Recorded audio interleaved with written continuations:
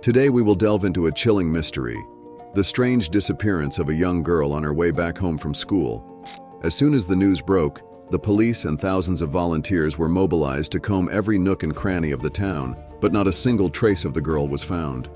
The case became even more mysterious as day after day, every lead ended in a dead end.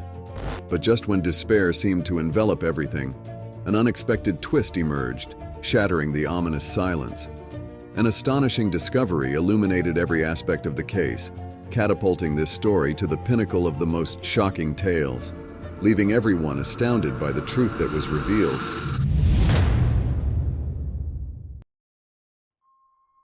Midsi Sanchez was born on August 10, 1992, in the bustling city of Vallejo, California. Raised in a sprawling, tight-knit family, she shared her childhood with two rambunctious brothers and a spirited sister. Midsi's vibrant spirit and quick wit made her the life of every gathering. She thrived in the outdoors, relishing adventures with her friends and engaging in playful antics with her siblings. From a tender age, Midsi exuded a remarkable sense of independence. As she embarked on her journey through elementary school, her parents granted her the freedom to walk there alongside her brother, unaccompanied by any adult supervision. The school stood just a stone's throw away from their residence, yet the path was fraught with danger, winding its way along a busy thoroughfare. August 10, 2000 marked Midsi's eagerly anticipated 8th birthday. Excitement buzzed in the air as she eagerly awaited the festivities her family had meticulously planned. But little did they know, this day would take a drastic turn, forever etching itself into the annals of mystery. Midsi had begged her mother to let her skip school for a special upcoming event, but her mother refused. Saddened by the decision, Midsi quietly left home around 7:30 a.m. with her brother.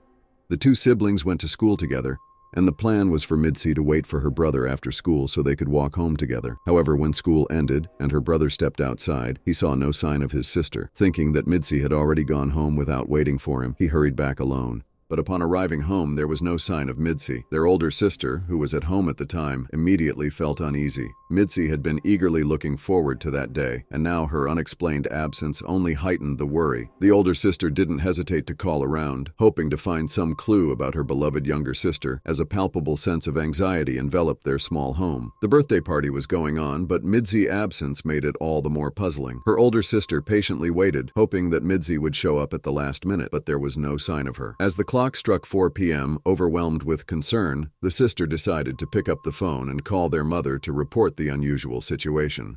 Immediately, Midsi's mother called the school and was informed that her daughter had attended all her classes that day. After learning that her daughter had attended all her classes, the mother reached out to family members and Midsi's friends, but no one had seen her after school. Midsi's relatives grew concerned and began organizing a search for her. Many people, from family friends to neighbors, joined in the effort.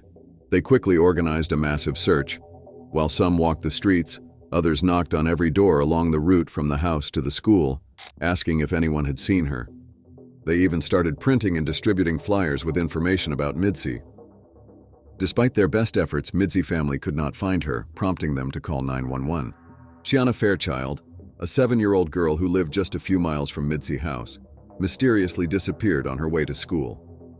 Despite relentless efforts by the police and the FBI, Shiana was never found.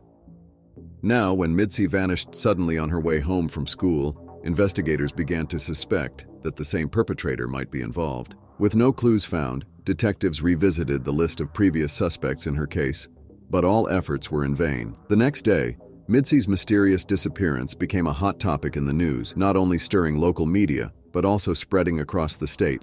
The police received numerous tips, but none proved to be helpful. However, everything suddenly changed 24 hours after Midsi disappeared, when an unexpected event occurred. A man contacted the police, reporting that he had discovered bloodied drag marks at a location.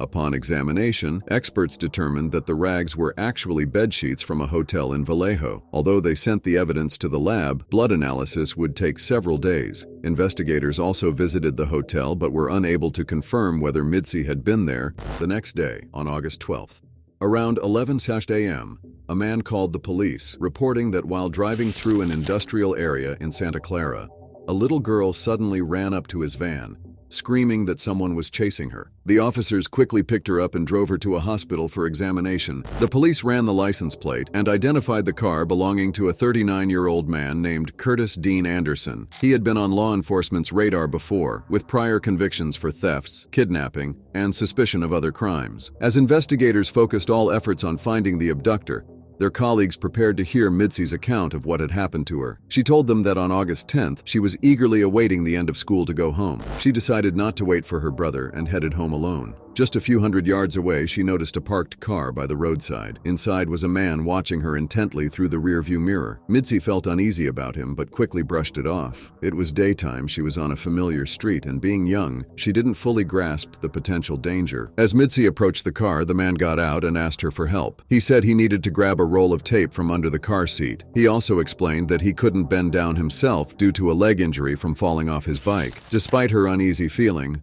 Mid agreed to help. As soon as Midsi reached for the tape, the perpetrator shoved her inside. He covered her mouth with his hand and slammed the door shut. Midsi tried to scream, but it was too late. The kidnapper drove off in an unknown direction, leaving her to gaze out the window in horror. At one point, they passed Midsi home, and she saw her relatives preparing to celebrate her birthday. A few minutes later, the kidnapper pulled into a deserted parking lot. He gave Midsi new clothes, forced her to change, and discarded her old clothing in a nearby area. He also warned Midsi not to try to escape, stating that he had a gun and that no one had ever successfully escaped from him. Over the next few hours, he drove Midsi in an undefined direction.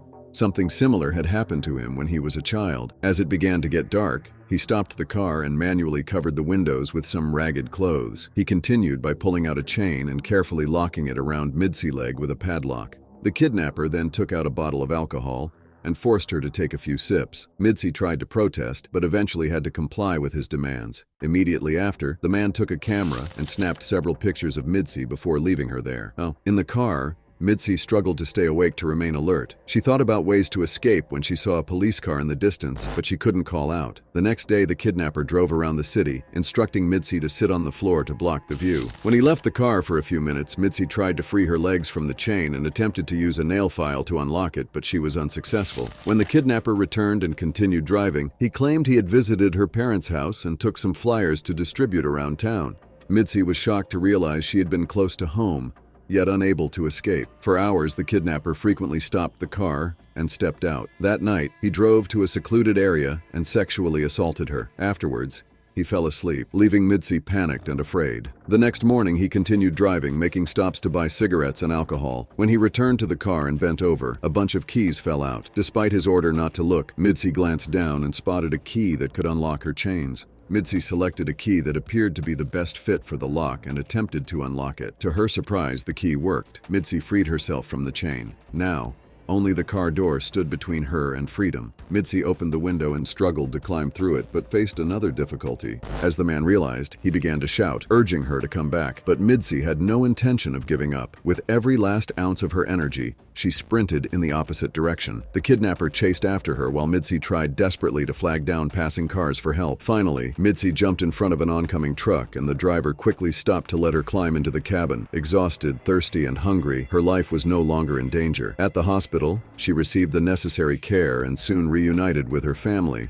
Midsi's miraculous rescue caught the attention of the media. When she returned home, thousands of people gathered on her street, clapping and cheering, wishing her a happy birthday. Finally, Midsi jumped in front of an oncoming truck, and the driver quickly stopped to let her climb into the cabin. Exhausted, thirsty, and hungry, her life was no longer in danger. At the hospital, she received the necessary care and soon reunited with her family.